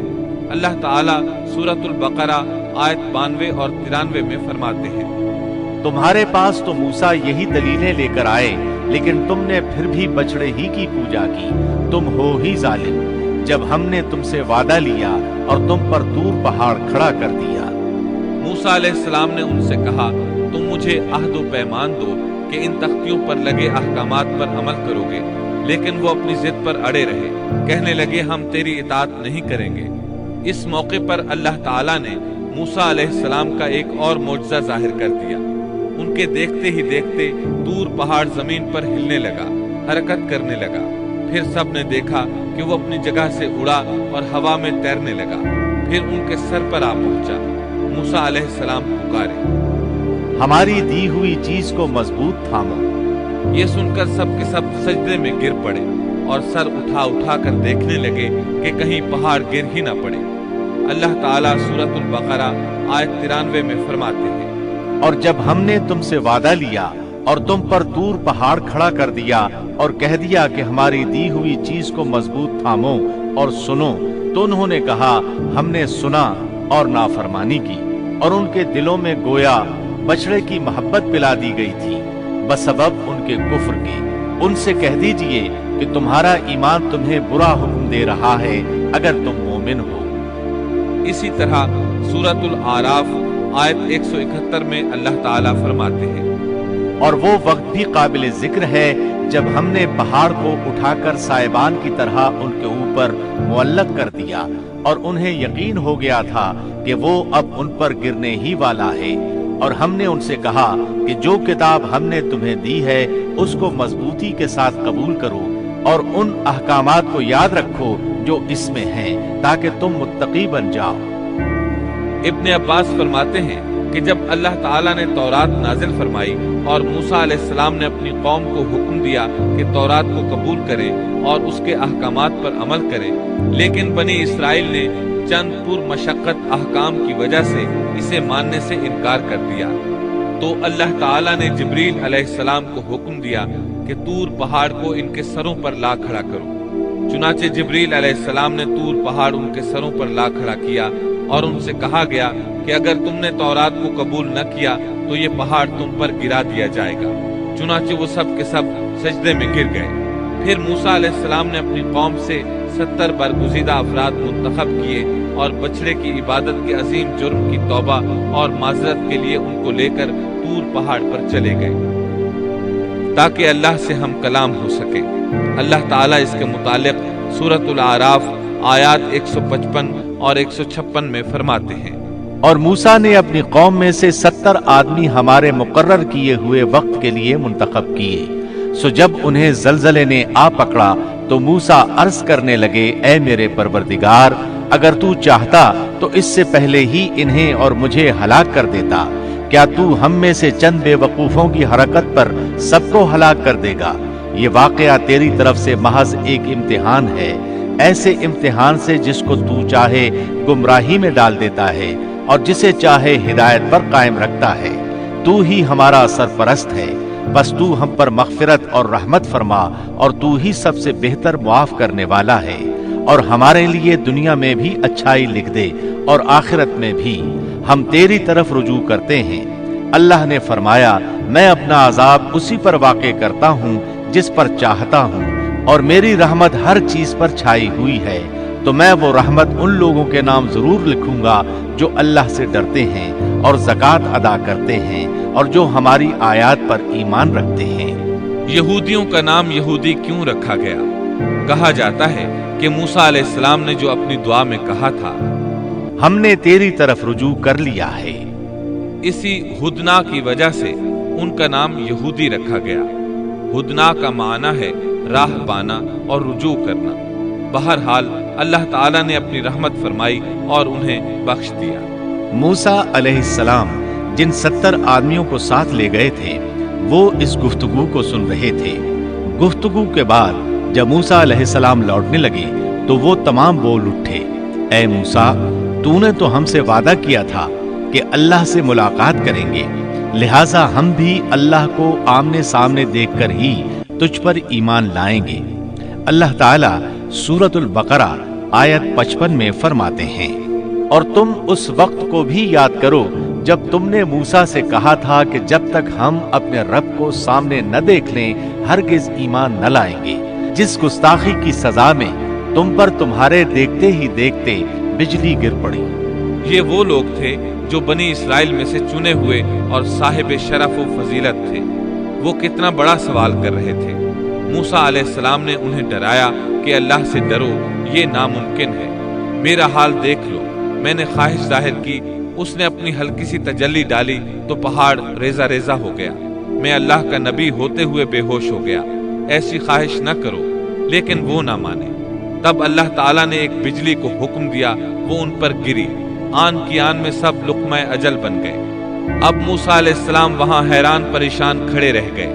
قوم کے سب سے بہتر لوگ اللہ کے عذاب کا شکار ہو گئے تھے۔ انہوں نے سوچا میں اکیلا واپس جاؤں گا تو بنی اسرائیل مجھ سے سوال کریں گے کہ وہ 70 آدمی کہاں ہیں، میں انہیں کیا بتاؤں گا؟ پوری بات سن کر وہ کہیں گے ہمارے افضل اور اعلیٰ افراد کے ساتھ اللہ نے یہ سلوک کیا۔ اب موسیٰ علیہ السلام نے اللہ سے دعا کی، اے اللہ انہیں زندہ کر دے، مجھے تنہا واپس نہ لوٹا۔ آخر اللہ نے ان کی دعا منظور فرمائی۔ سورۃ البقرہ آیت 56 میں ہے۔ لیکن پھر اس لیے کہ تم شکر گزاری کرو، اس موت کے بعد بھی ہم نے تمہیں زندہ کر دیا۔ جب وہ زندہ ہو رہے تھے تو ایک دوسرے کے زندہ ہونے کا مشاہدہ بھی کر رہے تھے۔ پھر موسیٰ علیہ السلام ان 70 آدمیوں کے ساتھ واپس لوٹے، پھر بنی اسرائیل کو لے کر روانہ ہوئے اور ایلیا پہنچ گئے۔ آج کل اس کو القدس کہا جاتا ہے۔ یہ فلسطین کا دارالخلافہ تھا۔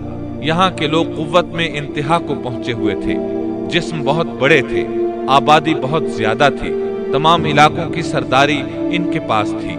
آپ نے اس شہر کے باہر پڑاؤ ڈالا اور بنی اسرائیل کو حکم دیا کہ ان لوگوں سے جہاد کے لیے تیار ہو جائیں تاکہ اس شہر کو فتح کیا جائے۔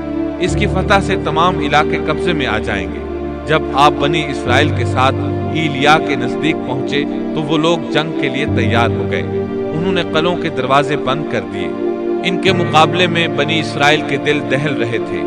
موسیٰ علیہ السلام نے انہیں حکم دیا کہ یکجا ہو کر ان پر ایک ہی بار ہلہ بول دو اور انہیں تہ تیغ کر دو۔ بنی اسرائیل بہت بزدل تھے، بہانے بنانے لگے، کہنے لگے ہماری تیاری مکمل نہیں، ہمارے پیچھے ہماری بکریاں کون چرائے گا؟ کوئی کہتا 400 سال سے زائد مدت غلامی میں گزری، فرعونی ہم پر غالب رہے، اتنا عرصہ ہم لڑائی کے قریب تک نہیں گئے، اب ہم کس طرح لڑ سکتے ہیں؟ اس پر موسیٰ علیہ السلام نے فرمایا، اگر تم نے میری اطاعت کی، میری تصدیق کی تو بہت جلد فتح پالو گے، اس ساری مقدس زمین پر تمہارا قبضہ ہوگا، ایلیا تو تمہاری ایڑی کی نوک پر ہوگا، اللہ تعالیٰ نے اس جگہ کا قبضہ تمہارے مقدر میں لکھ دیا ہے، تم ہاتھ تو ہلاؤ۔ آپ کی ان باتوں کا ان پر کوئی اثر نہ ہوا۔ سورۃ المائدہ آیت 21 میں ہے، اے میری قوم، اس مقدس زمین میں داخل ہو جاؤ جو اللہ نے تمہارے نام لکھ دی ہے، اور اپنی پشت کے بل روگردانی نہ کرو کہ پھر نقصان میں جا پڑو۔ اس پر انہوں نے جو جواب دیا سورۃ المائدہ آیت 22 میں ہے۔ انہوں نے جواب دیا کہ اے موسیٰ، وہاں تو زور آور سرکش لوگ ہیں، اور جب تک وہ وہاں سے نکل نہ جائیں ہم تو ہرگز وہاں نہیں جائیں گے، ہاں اگر وہ وہاں سے نکل جائیں تو ہم خوشی سے اس میں داخل ہو جائیں گے۔ ان کا احمقانہ جواب سن کر بنی اسرائیل کے دو بزرگ یوشع بن نون اور کالب بن یوفا بول اٹھے۔ سورۃ المائدہ آیت 23 میں ہے۔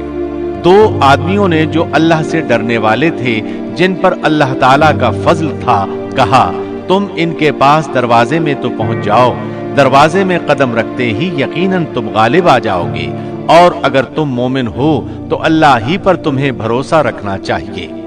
یہ ان کے لیے کس قدر آسان بات تھی، لیکن بنی اسرائیل کی 1 لاکھ تعداد میں سے کسی ایک کو بھی عمل کی توفیق نہ ہوئی۔ یہاں تک کہ 70 آدمی جو آپ کے ساتھ کوہ طور پر گئے تھے وہ بھی ٹس سے مس نہ ہوئے، حالانکہ اللہ تعالیٰ نے انہیں دوبارہ زندگی عطا فرمائی تھی۔ بڑی ڈھٹائی سے کہنے لگے، قوم نے جواب دیا کہ اے موسیٰ، جب تک وہ وہاں ہیں تب تک ہم ہرگز وہاں نہ جائیں گے، اس لیے کہ تم اور تمہارا پروردگار جا کر دونوں ہی لڑ بھڑ لو، ہم یہیں بیٹھے ہیں۔ یہ زبردست قسم کے گستاخانہ الفاظ تھے۔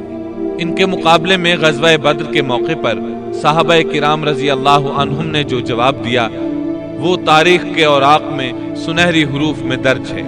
جب نبی کریم صلی اللہ علیہ وسلم نے صحابہ کرام سے مشورہ لیا، انہیں خبر دی کہ قریش کا لشکر آ پہنچا، تو مقداد بن عمرو رضی اللہ عنہ کھڑے ہوئے اور عرض کیا، اے اللہ کے رسول، اللہ کی قسم ہم آپ سے وہ نہیں کہیں گے جو بنی اسرائیل نے موسیٰ علیہ السلام سے کہا تھا کہ تو اور تیرا رب دونوں چلے جاؤ اور لڑو، ہم یہیں بیٹھے ہیں، بلکہ ہم کہتے ہیں آپ اور آپ کا پروردگار دونوں لڑیں، ہم بھی آپ کے ساتھ لڑیں گے۔ اس ذات کی قسم جس نے آپ کو حق کے ساتھ مبعوث فرمایا ہے، اگر آپ ہم کو برق غیمات تک لے چلیں تو ہم راستے والوں سے لڑتے بھیڑتے آپ کے ساتھ وہاں تک بھی چلیں گے۔ کتنا عظیم فرق ہے موسیٰ علیہ السلام کے صحابہ میں اور نبی کریم صلی اللہ علیہ وسلم کے صحابہ کرام میں۔ یہ صورتحال دیکھ کر موسیٰ علیہ السلام نے دعا کی۔ موسیٰ کہنے لگے، الہی مجھے تو سوائے اپنے اور اپنے بھائی کے کسی اور پر کوئی اختیار نہیں، تو ہم میں اور ان نافرمانوں میں جدائی ڈال دے۔ چنانچہ اللہ تعالیٰ نے فوراً ہی بنی اسرائیل کے لیے ایک اور آزمائش اور سزا کا فیصلہ فرمایا۔ ارشاد ہوا کہ اب زمین ان پر 40 سال تک حرام کر دی گئی ہے، یہ خانہ بدوش لوگوں کی طرح ادھر ادھر سرگرداں پھرتے رہیں گے، اس لیے تم ان فاسقوں کے بارے میں غمگین نہ ہونا۔ پھر اللہ تعالیٰ نے موسیٰ علیہ السلام کو حکم دیا کہ انہیں یہاں سے واپس لے چلیں اور قریب والی بستی میں داخل کر دیں۔ چنانچہ وہ چل پڑے، لیکن وہ بستی نہ آئی۔ سفر کرتے رہے لیکن پھر بھی خود کو وہیں کے وہیں پاتے۔ 40 سال اسی طرح گزر گئے اور وہ اس میدان سے نہ نکل سکے۔ اس میدان کو میدان تیہ کہا جاتا ہے۔ اس دوران البتہ انہیں کھانے پینے کا سامان مہیا ہوتا رہا۔ موسیٰ علیہ السلام کے پتھر پر لاٹھی مارنے سے 12 قبیلوں کے لیے 12 چشمے جاری ہوئے۔ سورۃ الاعراف آیت 160 میں ہے۔ اور ہم نے موسیٰ کو حکم دیا جبکہ ان کی قوم نے ان سے پانی مانگا کہ اپنی لاٹھی کو فلاں پتھر پر مارو، بس فوراً اس سے 12 چشمے پھوٹ نکلے۔ ہر شخص نے اپنے پینے کی جگہ معلوم کر لی۔ 12 چشمے اس لیے کہ بنی اسرائیل کے 12 قبیلے تھے۔ یعقوب علیہ السلام کی نسل سے ان کے بیٹوں کے 12 قبیلے وجود میں آئے تھے۔ جب یہ کہیں پڑاؤ ڈالتے تو چشمے بہتے رہتے، کوچ کرتے تو پانی بند ہو جاتا۔ وہ اس پتھر کو اٹھا کر چل پڑتے، پھر پڑاؤ کی جگہ پر پتھر رکھ دیتے تو پانی جاری ہو جاتا۔ 40 سال اسی طرح گزرے۔ چونکہ وہ ایک صحرا میں تھے، وہاں سایہ نہیں تھا، سورج کی گرمی کی شدت تھی۔ آخر انہوں نے کہا، اے موسیٰ، اپنے رب سے دعا کریں کہ ہم دھوپ سے بچ جائیں۔ آپ نے دعا فرمائی، اللہ نے ان کے لیے سائے کا انتظام کر دیا۔ اللہ تعالیٰ سورۃ الاعراف آیت 160 میں فرماتے ہیں، اور ہم نے ان پر بادلوں کا سایہ کر دیا۔ اسی طرح جب انہیں بھوک ستاتی تو ان کے پاس بے شمار پرندے آ جاتے۔ اللہ تعالیٰ سورۃ الاعراف آیت 160 میں فرماتے ہیں، اور ہم نے ان پر من اور سلوہ نازل کیا۔ ان 40 سالوں میں کچھ اہم واقعات بھی پیش آئے۔ ان میں سب سے مشہور قصہ گائے والا ہے۔ ایک دن وہ لوگ نیند سے بیدار ہوئے تو انہوں نے اپنی قوم کے بڑے افراد میں سے ایک شخص کو دیکھا کہ اسے قتل کیا جا چکا تھا۔ قاتل کا کھوج لگانے کی کوشش کی گئی لیکن کامیابی نہ ہو سکی۔ آخر وہ سب موسیٰ علیہ السلام کے پاس آئے۔ آپ نے اللہ سے دعا کی، تب اس سلسلے میں وحی نازل ہوئی۔ اللہ تعالیٰ سورۃ البقرہ آیت 67 میں فرماتے ہیں، اور موسیٰ نے جب اپنی قوم سے کہا کہ اللہ تمہیں ایک گائے ذبح کرنے کا حکم دیتا ہے تو انہوں نے کہا، ہم سے مذاق کیوں کرتے ہو؟ آپ نے جواب دیا کہ میں ایسا جاہل ہونے سے اللہ کی پناہ پکڑتا ہوں۔ موسیٰ علیہ السلام نے انہیں بتایا کہ اس سلسلے میں اللہ تعالیٰ نے ایک گائے کو ذبح کرنے کا حکم دیا ہے۔ وہ کہنے لگے بھلا یہ کوئی عقل کی بات ہے؟ مسئلہ قتل کا ہے اور آپ گائے ذبح کرنے کا حکم دے رہے ہیں۔ آپ تو ہم سے مذاق کر رہے ہیں۔ آپ نے فرمایا مذاق کرنا تو جاہلوں کا کام ہے۔ انہوں نے جو جواب دیا وہ سورۃ البقرہ آیت 68 میں ہے۔ انہوں نے کہا اے موسیٰ دعا کیجئے کہ اللہ ہمارے لیے اس کی ماہیت بیان کر دے۔ آپ نے فرمایا سنو، وہ گائے نہ تو بالکل بوڑھی ہو نہ بچہ، بلکہ درمیانی عمر کی نوجوان ہو۔ اب جو تمہیں حکم دیا گیا ہے بجا لاؤ۔ اس پر وہ بولے۔ وہ پھر کہنے لگے کہ دعا کریں کہ اللہ بیان کرے کہ اس کا رنگ کیا ہے۔ فرمایا وہ کہتا ہے کہ وہ گائے زرد رنگ کی ہو، چمکیلا اور دیکھنے والوں کو بھلا لگنے والا رنگ۔ اس پر انہوں نے ایک اور سوال کر دیا۔ سورۃ البقرہ آیت 70 اور 71 میں ہے۔ وہ کہنے لگے کہ اپنے رب سے دعا کریں کہ وہ ہمیں اس گائے کی مزید ماہیت بتائے۔ اس قسم کی گائیں تو بہت ہیں، پتہ نہیں چلتا۔ اگر اللہ نے چاہا تو ہم ہدایت والے ہو جائیں گے۔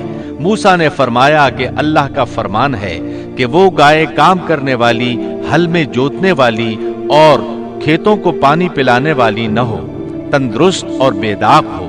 انہوں نے کہا اب آپ نے حق واضح کر دیا۔ گو وہ حکم قبول کرنے کے قریب نہیں تھے، لیکن انہوں نے اس کو مان لیا اور وہ گائے ذبح کر دی۔ موسیٰ علیہ السلام نے حکم دیا کہ اس میں سے ایک گوشت کا ٹکڑا لو اور مقتول کے جسم کے ساتھ لگاؤ۔ انہوں نے ایسا ہی کیا۔ اللہ تعالیٰ سورۃ البقرہ آیت 72 اور 73 میں فرماتے ہیں، جب تم نے ایک شخص کو قتل کر ڈالا پھر اس میں اختلاف کرنے لگے، اور جو کچھ تم چھپاتے تھے اللہ اس کو ظاہر کرنے والا تھا۔ ہم نے کہا کہ اس گائے کا ایک ٹکڑا مقتول کے جسم پر لگا دو، وہ زندہ ہو جائے گا۔ اسی طرح اللہ مردوں کو زندہ کر کے تمہیں تمہاری عقل مندی کے لیے نشانیاں دکھاتا ہے۔ مقتول کو گوشت کا ٹکڑا لگا تو وہ اٹھ کر کھڑا ہو گیا۔ اس نے بتایا میرا قاتل فلاں شخص ہے۔ یہ بتاتے ہی وہ پھر مر گیا۔ اس معجزے کو دیکھ کر بھی ان کے دل نرم نہ ہوئے۔ اللہ تعالیٰ سورۃ البقرہ آیت 74 میں فرماتے ہیں، پھر اس کے بعد تمہارے دل پتھر جیسے بلکہ اس سے بھی زیادہ سخت ہو گئے۔ بعض پتھروں سے تو نہریں بہہ نکلتی ہیں اور بعض پھٹ جاتے ہیں اور ان سے پانی نکل آتا ہے، اور بعض اللہ کے ڈر سے گر پڑتے ہیں، اور تم اللہ کو اپنے اعمال سے غافل نہ جانو۔ مطلب یہ کہ پتھر نرم ہو جاتے ہیں لیکن ان کے دل پتھر سے بھی زیادہ سخت ہیں۔ انہی 40 سالوں کے دوران ایک اور اہم واقعہ پیش آیا۔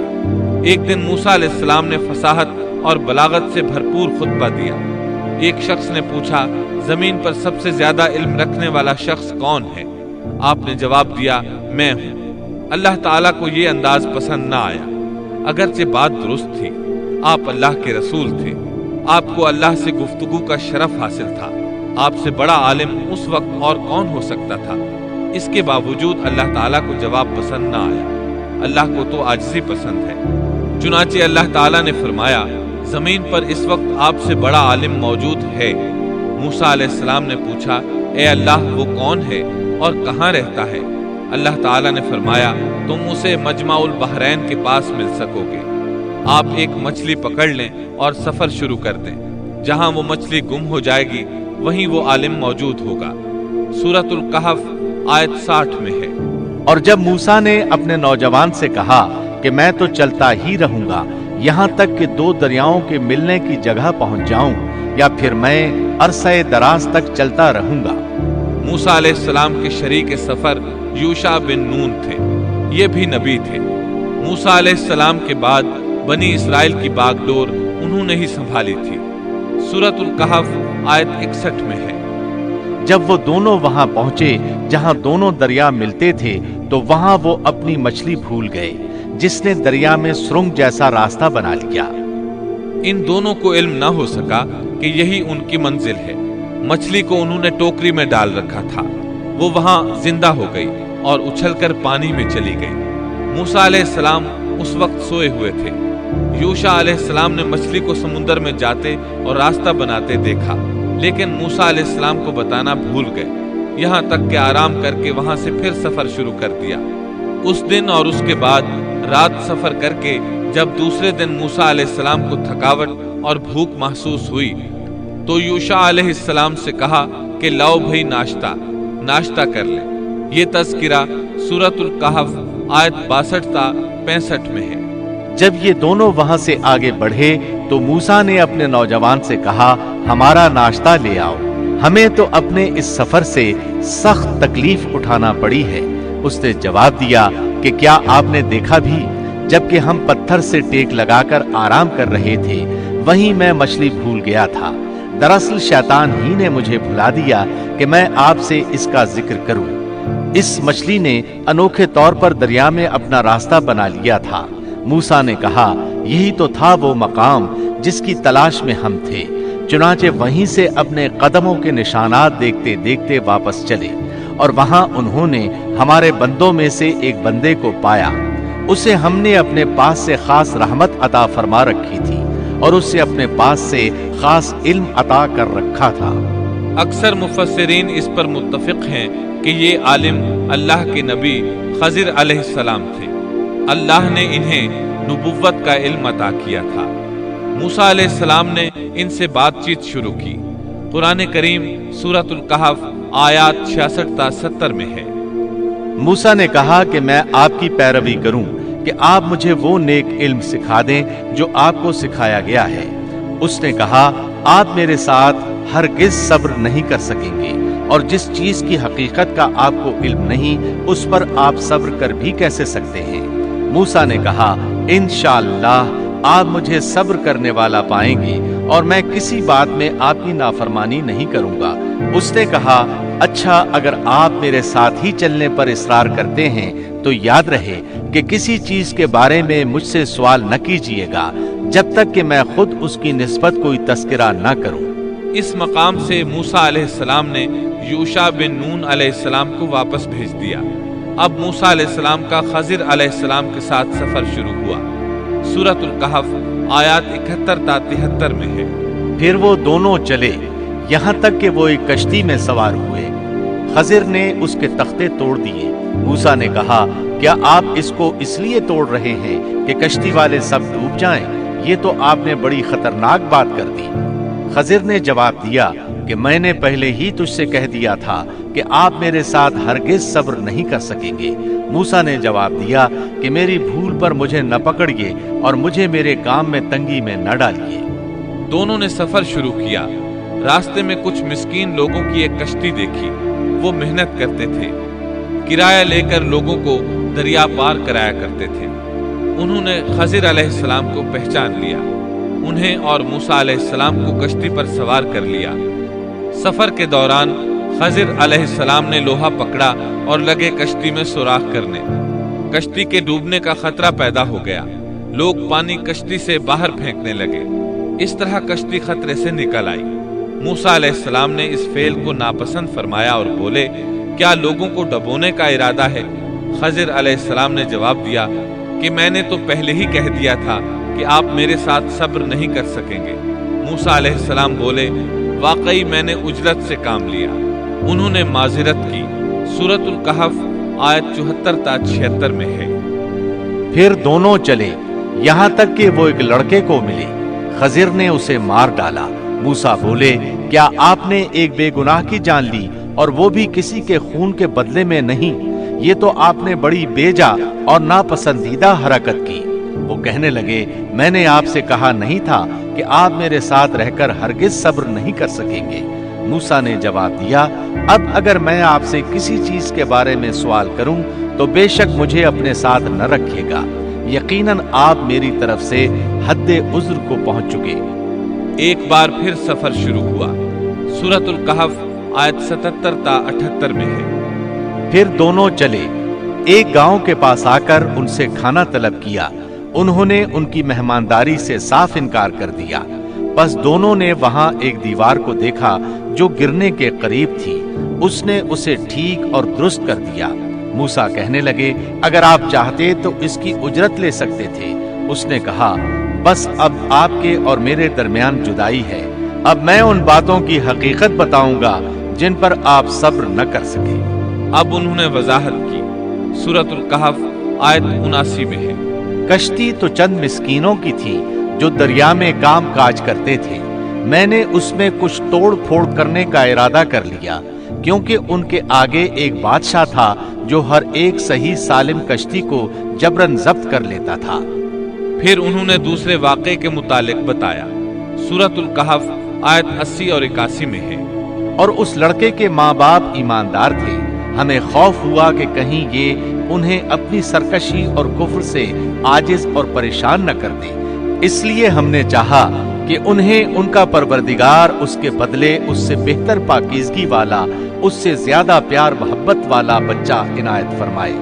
تیسرے واقعے کی وضاحت سورۃ الکہف آیت 82 میں ہے۔ دیوار کا قصہ یہ ہے کہ اس شہر میں 2 یتیم بچے ہیں جن کا خزانہ ان کی دیوار کے نیچے دفن ہے۔ ان کا باپ بہت نیک تھا، تو تیرے رب کی چاہت تھی کہ یہ دونوں یتیم اپنی جوانی کی عمر میں آ کر اپنا یہ خزانہ تیرے رب کی مہربانی اور رحمت سے نکالے۔ ان تینوں قصص اور معاملات کی وضاحت کرنے کے بعد خضر علیہ السلام ایک عظیم امر بیان کرتے ہوئے فرماتے ہیں۔ سورۃ الکہف آیت 82 میں ہے۔ میں نے اپنی رائے سے کوئی کام نہیں کیا، یہ تھی اصل حقیقت ان واقعات کی جن پر آپ صبر نہ کر سکے۔ اللہ تعالیٰ نے خضر علیہ السلام کو بعض امور غیب پر اطلاع دے دی اور وحی کے ذریعے ان پر چند غیبی معاملات ظاہر فرما دیے۔ اس طرح وہ جان گئے کہ وہ بادشاہ نئی کشتیاں غصب کر لیتا ہے، وہ بچہ بڑا ہو کر سرکش بنے گا اور دونوں بچے بڑے ہو کر اپنا خزانہ نکالیں گے۔ یہ امور علم نبوت کی وجہ سے واقع ہوئے تھے، اپنی طرف سے خضر علیہ السلام نے یہ تصرفات نہیں کیے تھے۔ یہ علم انسان کی ذات کی طرف سے نہیں ہوتا، نہ ہی ہر انسان کو یہ علم حاصل ہو سکتا ہے، یہ تو صرف انبیاء کرام کو اللہ تعالیٰ کی جانب سے حاصل ہوتا ہے، وہ جسے چاہتا ہے عطا کرتا ہے، جیسا کہ یہ علم موسیٰ علیہ السلام کو عطا نہیں فرمایا اور خضر علیہ السلام کو بتلا دیا۔ بنی اسرائیل میدان تیہ میں 40 سال تک مسلسل محصور رہے۔ اسی اثناء میں ہارون علیہ السلام وفات پا گئے، انہیں اس میدان میں دفن کیا گیا، اور ان کی وفات کے صرف 2 سال بعد موسیٰ علیہ السلام بھی وفات پا گئے، ان کی وفات بھی اسی میدان میں ہوئی۔ امام بخاری رحمۃ اللہ علیہ نے ابو ہریرہ رضی اللہ عنہ سے ایک روایت نقل کی ہے۔ ابو ہریرہ رضی اللہ عنہ بیان کرتے ہیں کہ ملک الموت کو موسیٰ علیہ السلام کی طرف روانہ کیا گیا۔ جب وہ آئے تو موسیٰ علیہ السلام نے انہیں ایک تمانچہ مارا، وہ پروردگار کے پاس واپس لوٹ گئے اور عرض کیا، باری تعالیٰ تو نے مجھے ایسے بندے کے پاس بھیج دیا جو مرنا نہیں چاہتا۔ اللہ تعالیٰ نے فرمایا، تو پھر ان کے پاس جا اور اس سے کہہ کہ ایک بیل کی پشت پر اپنا ہاتھ رکھیں، جتنے بال ان کے ہاتھ کے نیچے آئیں گے اتنے برس ہی انہیں زندگی مل جائے گی۔ موسیٰ علیہ السلام نے عرض کیا، اے پروردگار پھر اس کے بعد کیا ہوگا؟ فرمایا، پھر بھی مرنا ہے۔ تب موسیٰ علیہ السلام نے عرض کیا، تو پھر ابھی صحیح۔ پھر انہوں نے اللہ تعالیٰ سے دعا کی کہ انہیں مقدس زمین یعنی بیت المقدس سے ایک پتھر پھینکنے کی مقدار کے برابر قریب کر دے۔ ابو ہریرہ رضی اللہ عنہ فرماتے ہیں کہ نبی کریم صلی اللہ علیہ وسلم نے فرمایا، اگر میں وہاں ہوتا تو تمہیں موسیٰ علیہ السلام کی قبر بتا دیتا، وہ راستے کے کنارے سرخ ٹیلے کے نیچے ہے۔ اس حدیث کو امام بخاری نے صحیح بخاری میں بیان کیا ہے۔ معلوم ہوا کہ انبیاء کرام کو موت کے وقت اختیار دیا جاتا ہے کہ دنیا میں اور رہنا چاہتے ہیں تو رہ سکتے ہیں، لیکن آخر موت ہے۔ سورۃ الزمر آیت 30 میں اللہ تعالیٰ نے نبی کریم صلی اللہ علیہ وسلم سے فرمایا، یقیناً خود آپ کو بھی موت کا مزہ چکھنا ہے اور یہ سب بھی مرنے والے ہیں۔ موسیٰ علیہ السلام کی قبر بیت المقدس کی طرف جانے والے راستے کے کنارے پر ہے، اور صرف اتنی دور ہے کہ جتنی دور پتھر پھینکا جا سکے۔ آپ کی قبر سرخ ٹیلے کے نشیب میں ہے۔ اللہ تعالیٰ نے آپ کو مسجد اقصیٰ کے قریب دفن ہونا نصیب فرمایا۔ اور اس طرح اللہ کے 2 عظیم اور کریم نبیوں کا قصہ اپنے اختتام کو پہنچا۔